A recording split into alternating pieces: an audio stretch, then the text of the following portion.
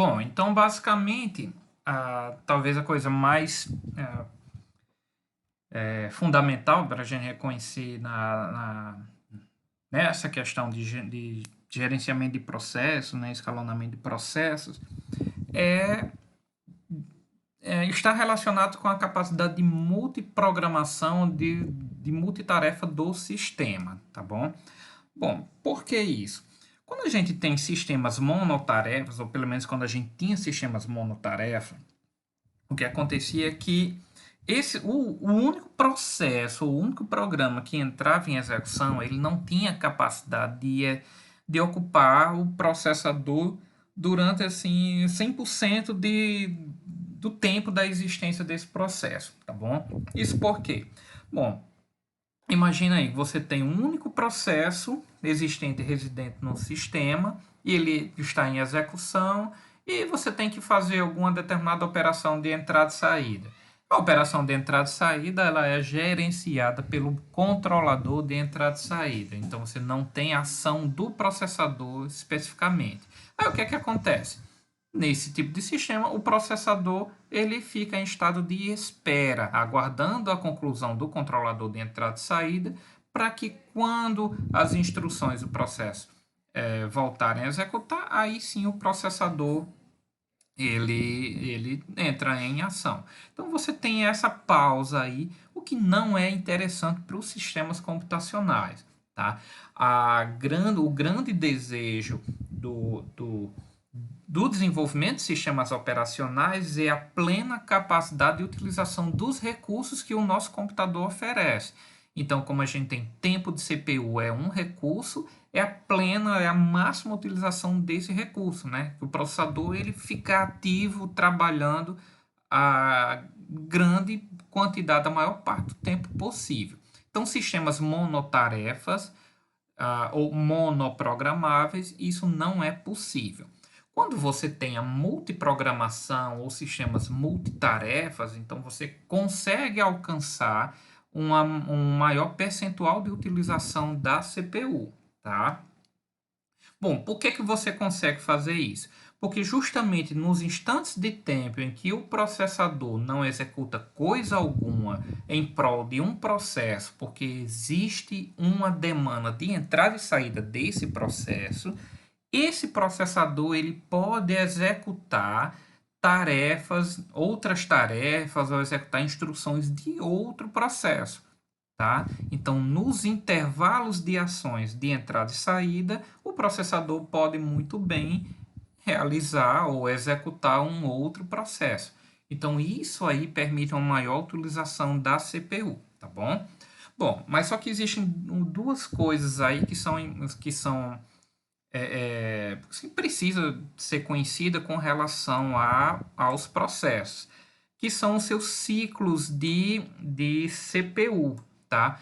Bom, todo processo, na verdade, ciclo de CPU e ciclo de espera de entrada e saída, tá bom?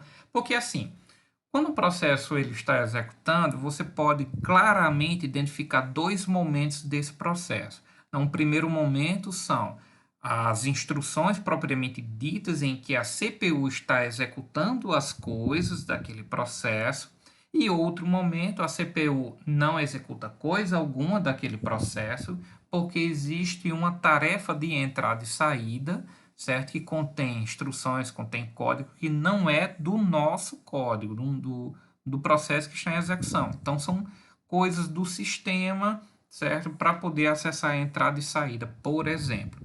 Então, esses ciclos, eles são chamados de picos. Você tem pico de CPU e você tem pico de entrada e saída, tá bom?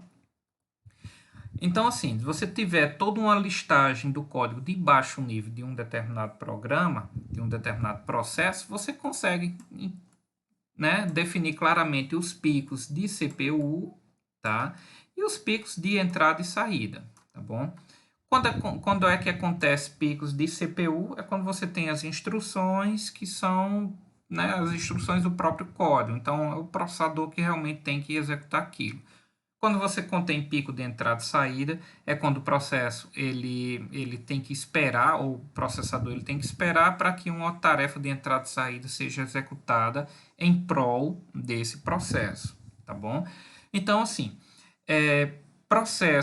normalmente os processos muito interativos, né, que o usuário, você tem uma demanda de interatividade com o usuário muito grande, eles têm uma maior quantidade de picos de entrada e saída do que picos de CPU. Quando você tem processos que normalmente rodam em segundo plano e que precisam, que tem uma grande quantidade de instruções sem realizar chamadas do sistema, então significa dizer que é um processo que tem grande pico de CPU, tá bom? Um bom processo, ele consegue ter um balanço bem definido de quantidade de picos de CPU e quantidade de picos de entrada e saída, tá? Seria mais ou menos o quê? Você tem uma rotina, um problema numérico, uma resolução numérica de um determinado problema.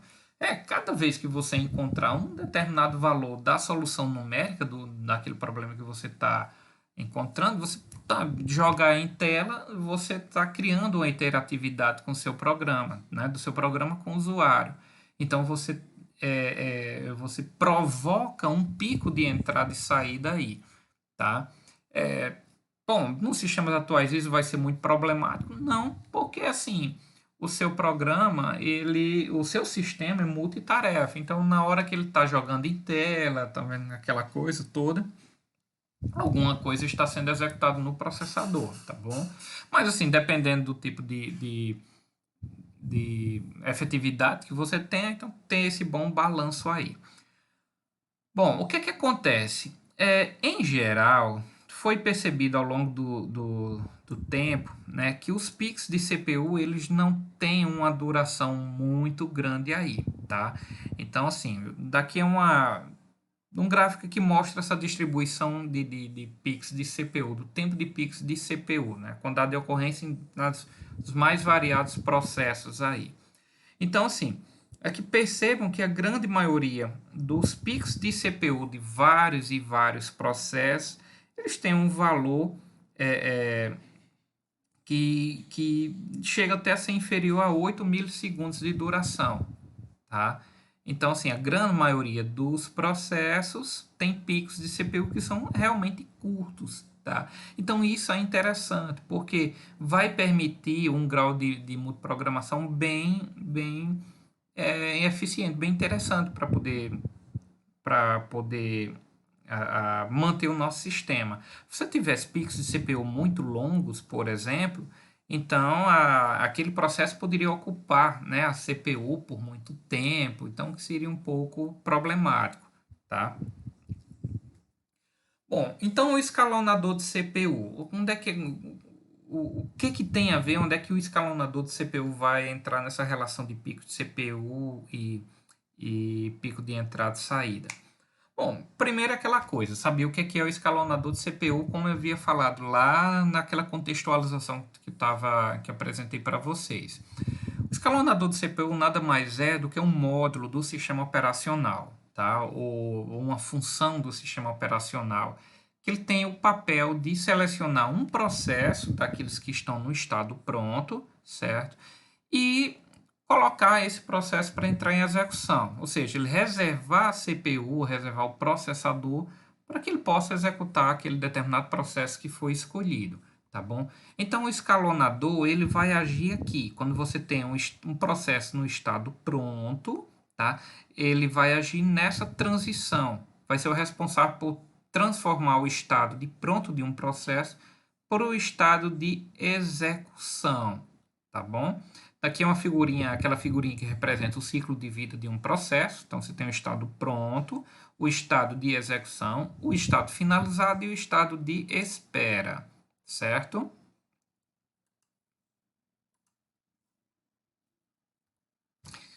Pois bem, então assim, esse escalonador, ele não é constantemente executado, ele vai entrar em execução na medida que que houver a necessidade da transição de estado de um determinado processo ou determinados eventos, tá certo? Então, ele vai ser executado ou vai tomar a decisão nas seguintes situações. Sempre que houver a necessidade de chaveamento de um processo que está executando para o estado de espera, ou seja, você tem um processo que está em execução, houve uma chamada de sistema para uma tarefa de entrada e saída. O que é que acontece com o processo? Ele tem que deixar a execução e tem que ir para o estado de espera, certo? Ele tem que fazer essa transição de estado aqui.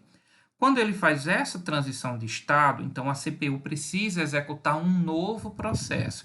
Então é aí que o despachante vai entrar, vai verificar a fila de processos prontos e vai selecionar um deles para entrar em execução, certo? Então quando ele é executado, tá bom? Um outro momento que o escalonador de CPU vai agir. Toda vida que houver uma transição de um processo que está em execução para o estado pronto, tá? Então, isso é uma característica de sistemas multiprogramáveis com compartilhamento de tempo, que são os chamados time sharing, certo? Ele compartilha o tempo. A gente ainda vai explicar aqui dentro desse contexto de escalonador do CPU como é que esse tipo de coisa funciona. Então, é basicamente como você fizesse uma espécie de multiplexação do seu processador para os vários e vários processos prontos que estão aguardando na fila. Ou seja, o processador ele vai executar cada um dos processos de forma sequencial, né, em um pequeno intervalo de tempo. Então, quando esse tempo acaba, então o processo ele deixa o estado de execução e ele vai para o estado pronto. Tá? Ele volta para o estado pronto, ele não fica bloqueado, tá bom? Ele volta lá para o final da fila, aguardando a chance de ser escolhido. Então, nesse caso, novamente, vagou o estado de execução. Então, o escalonador vai e seleciona alguém para poder entrar em execução. Vai selecionar lá do pronto, tá bom? Outro momento, toda vida que houver um chaveamento de um processo de espera para pronto, tá? Então, isso aqui, quando houver essa necessidade, ou seja, quando ocorre um sinal de interrupção, tá? Aí isso vai ocorrer. Ah, que sinal de interrupção? Olha, vamos lembrar o seguinte. Quando você tem um processo que está no estado de espera, é porque esse processo que está esperando, ele solicitou uma tarefa de entrada e saída, tá? Aí o que que acontece? O controlador de entrada e saída, ele começa a trabalhar para que aquela requisição seja atendida. Enquanto isso, o processo está lá em espera, ou seja, ele ocupa uma fila especial chamada fila de dispositivo, certo? Do dispositivo específico que está tratando e vai ficar lá, até aguardando. Nesse meio tempo, o processador está executando outro processo. Aí o que que acontece? Quando o controlador de entrada e saída finaliza a tarefa, ele emite um sinal de interrupção.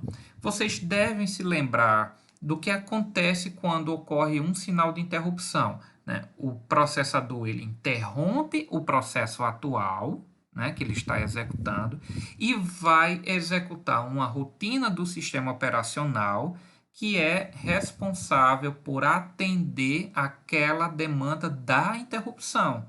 A gente chama isso de rotina de serviço de interrupção. Tá? Ele vai reconhecer quem foi que enviou a interrupção e vai executar essa rotinazinha, é própria do sistema operacional, para poder finalizar isso tudo aí.